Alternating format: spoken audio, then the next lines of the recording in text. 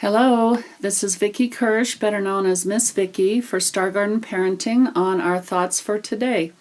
I apologize, we are not doing a live stream tonight because we're in the process of installing a new camera and it was a much bigger project than we thought. So by next week we should be on true live stream where you can communicate with us. So tonight, September 25th, 2018, my thoughts for today have to do with the puppet show again. And I am going to be talking about the deeper meaning of the autumn puppet show. And secondly, the spiritual being, Saint Michael. And then third, the seasonal aspect of this festival. So this talk is inspired by Saint Michael. And I'm going to open with Rudolf Steiner's verse that I will carry on every week, because I think it's such a good thing for us. May my soul bloom in love for all existence, by Rudolf Steiner. Now today, when you think of the puppet show, and we're going to post a few pictures of it, and of the nature table, which also has Saint Michael, and the horse, his steed, his white horse that carries him through the universe, through the cosmos. And when you look at it, it has beautiful orange colors, gold and orange. And Waldorf education, well, the teachers study, hopefully, what Rudolf Steiner taught, and he used what was called Goethean science to help one come into an understanding of what the colors do for the soul, what words and tones and sound do for the soul, what shapes, what form does for the soul, and so on and so forth. And so there's a progression of colors through the year, which is reflected on my nature table, and it reflects what is really going on in the soul at this time and gives one a certain experience when you come into it. And the rooms also are painted often, not always, but the Waldorf rooms are painted in what's called lazure, which is water painting on the walls. Now my classroom is a little different because I did it in a rainbow color because it's for all ages, not only for young children. Usually young children have something of a deep rosy color. And what Steiner said about color for the young child is that inwardly they experience the opposite color on the spectrum. So when they're looking at that yellow color, they are experiencing violet, for instance. But nonetheless, it does bring one into this mood of reverence when you walk into a classroom with a nature table that has this beautiful color on it. And that's the whole point. Reverence is a very important feeling to have at a soul level for your whole development. It helps your body be healthy. It helps your soul be healthy. It helps your spirit be healthy. So, the Autumn Puppet Show in Stargarden, which is different than many classes in that normal or standard Waldorf classroom, kindergarten classroom, would be doing fairy tales. And I've chosen, as I said before, to do seasonal content, often centered on the festival of that time, so that the young children can begin to have an experience of what's going on in nature in a story form, and what goes on in the festival, which is celebrating what's going on in nature.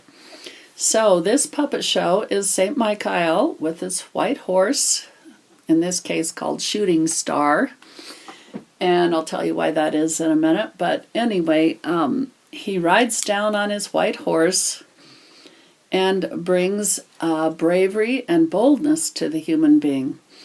And the reason that happens is that as we come into this time of year, the days are getting darker and colder, and we're starting to move towards winter. We felt it this morning at 41 degrees, and the soul starts to trouble a little bit, especially with the light decreasing, it getting darker, and children especially feel that.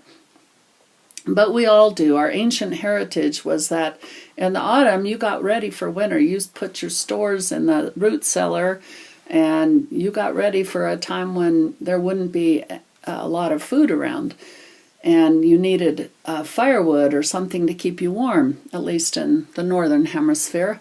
So the children sense this anxiety with the days getting darker. And Michael comes to bring braveness.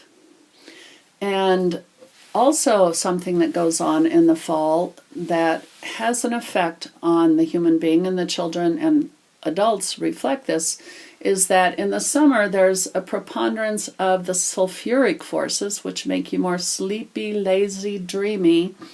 And then as you come into August and mid-late August, when the meteor showers, the shooting stars, come into the atmosphere of the earth, they bring in homeopathic iron for your blood that you absorb, and iron helps, which is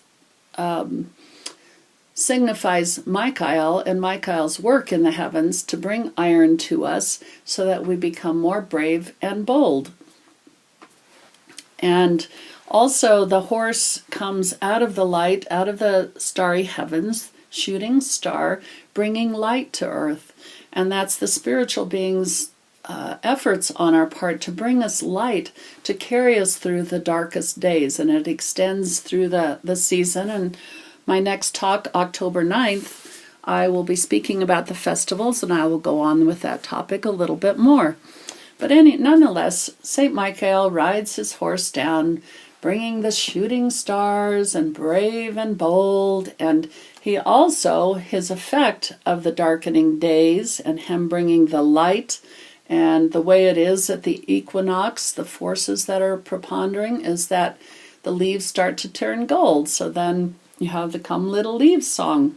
Come little leaves, said the wind one day, come over the meadows to dance and to play. Put on your dresses of red and gold. Summer has gone and the days grow cold. Soon as the leaves heard the wind's loud call, down they came fluttering one and all. Dancing and twirling the little leaves went. Winter was coming and they were content. So that's the picture of the leaves. And then you have the little squirrel who's just squirreling away nuts and doing what the human being does, is accruing spiritual wisdom going into the darkest days. And it continues on with St. Michael waving his sword to bring the autumn, and then as he gets ready to depart, the autumn winds blow open the gate. Michael brings a burst of wind and goes back to the heavens on his white steed. So who is Michael? In Waldorf education, he's called Saint Michael, and he is a spiritual being. Now, Steiner laid out esoterically, and he didn't make any of this up. This comes from many ancient teachings. It isn't singular to anthroposophy or Waldorf education, and it isn't really taught in the Waldorf school. It's the study of the teachers, but as my dear mentor used to say, the parents might want to know how the cook cooks, not just eat the food. So that's what I try to give parents, a deeper understanding of what we're doing, because it's a spiritual impulse that Waldorf School is. We spoke about that last time. It's a culturally rich experience for the children to help bring significant change to our earth, which needs significant change. And Steiner did say, or maybe it was Albert Einstein, but nonetheless, I think they both said it, that we wouldn't bring change about if we used the common way of thinking that we used to create the issues. And so Waldorf education works to bring about discerning thinking, and especially to work with Goethean science, which is, as I said before, helps to develop your senses so that you can read the spiritual impulses in the physical senses. These days, science is discovering all this through physics, for instance, and there's other ways, the free energy and so on, but it's the human soul advancing so that we are growing our spiritual capacities, basically. So, St. Michael, in this hierarchy of beings, and I'm not going to go very far into that, but Steiner spoke about angels, which accompany the individual. We each have our angel, which is our higher being who comes with us out of the heavens down to earth and accompanies us through life. And there's a progression in the biography of how the angel works with us, and perhaps over time we could talk about that a bit. But anyway, then after the angel, there's the archangel, and the archangel is what St. Michael is. Above that, they go in threes. So there's 3 hierarchies and 3 levels of being in each hierarchy. So this hierarchy, angels, archangels, and archai. Now the archai help to give form to what's happening here, but I won't go into that either. But St. Michael is an archangel. And an archangel is a being who has periods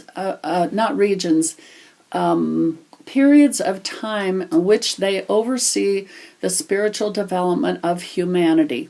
And they work with us in certain ways. So in the past, we had Raphael, Archangel Raphael, Archangel Gabriel, and they each had their specific signature that they have brought into the development, the cultural insignia. And Raphael has to do with healing. Gabriel has to do with developing families. And then there's Michael. And Michael is a being who has come to bring a cosmopolitan nature to us. In other words, for us to all learn that we are all brothers and sisters of the same creator being, and to love one another, and to develop our thinking through the forces of iron so that we can be clear thinkers and use discernment and use that in our will activity to create a culture which is imbued with love, with caring, with gratitude, with very positive virtues. Michael has a certain sternness about him, particularly in this developmental time, because humanity has gone quite a ways off mark, let's say, although Steiner did say that going off mark had a purpose, as I said before, in the development of the consciousness soul, that we would reach back through our spiritual connection to our highest being and maintain that on a daily level, on a really minute-by-minute level, that we have a connection to the higher beings, and especially our own connection to the creator being, our own spark of the cosmic Christ consciousness. And so Michael is working hard to bring this about, and I really believe the internet, even though it can be a tool which really undermines the human soul, also has that capacity in that you can connect to anyone anywhere, and you can learn amazing things about cultures. And my sons have friends around the world, and they know so much about other cultures, at least through their mind they do. I do think one needs to get out there and travel and experience it through your body, not just through your mind. But nonetheless, it does make connections in the world. And hopefully we will work together as humanity to overcome this terrible propensity we have for creating wars. And so the other thing that Michael does, which is shown in older stories for older children, whose consciousness is different than a child 0 to 7, in which there is the dragon. And so in the Waldorf schools, they'll have a pageant for St. Michaelmas Day, which I believe is September 29th, and it doesn't always occur, the pageant and the celebration. But they have a pageant where St. Michael subdues the dragon, who subdues the lower forces of humankind. And so that's a very big aspect of St. Michael, and it's the light and darkness coming up against each other, and the light shining, it's shining onto the dark so that we each individually understand our darker shadow side. We don't need to project it out that the whole world is bad and it has it, that we turn and we look at ourselves, and as Jesus Christ said, don't be the one to throw the stone. We each have the faults that others have. And instead look at that person and bless them and pray that you don't manifest that whatever behavior or action that you didn't care for in the future. So anyway, this battle of the light and the darkness. And so as the children get older, they definitely get into that battle aspect of it. And by the way, the other thing that Michael rules is theatrics drama. So that's the drama that is portrayed in the pageants in the Waldorf schools. And so the seasonal aspect of the festival I mentioned just a little bit, with the falling stars, the meteor showers that bring the iron and help us to come into a more upright position with ourselves so that we can go into this darkness. Nature dies away. The leaves fall and die, the vegetables, everything dies in nature, or at least is in a dying phase. And but the human being carries the light within, and that's the most important part of what's portrayed in the stories and in this puppet show. And that Michael is the one who can help us through it and helps us become brave. So that really is the major thing about the puppet show, and I hope this has been informative for you as I spoke about the deeper meaning of the autumn puppet show and the spiritual being Saint Michael.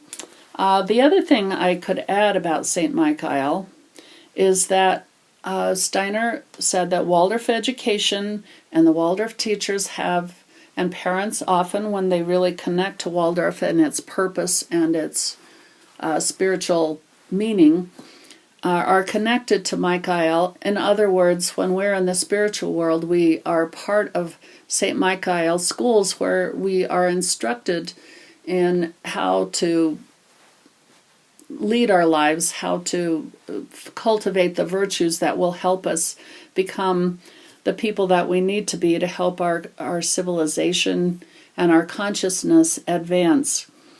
So, and we're not the only ones. We don't have we're not the only group or people that are connected to Michael by any stretch of the imagination. But we definitely do have that connection, and Michael is one of the few saints that is celebrated for that reason in Waldorf education worldwide, regardless of race, color, etc., because of this beautiful picture that Steiner gave of the archangel. And in his working, I believe it's around a 400-year period of time that Michael works. Don't quote me, but it's some length of time, and it began in the late 1800s. And will continue on for a good long time. And in that time, as Michael works, he eventually will become an archive. He will advance to that as he completes his work with us. And all of these spiritual beings advance. The angels can advance to archangels, the archangels can advance to archi, and so on. And really what Steiner said is that it's like a ladder, that you're always reaching down to help someone up and reaching up to be helped up by someone above you. And that's the nature of love, that we're always helping someone.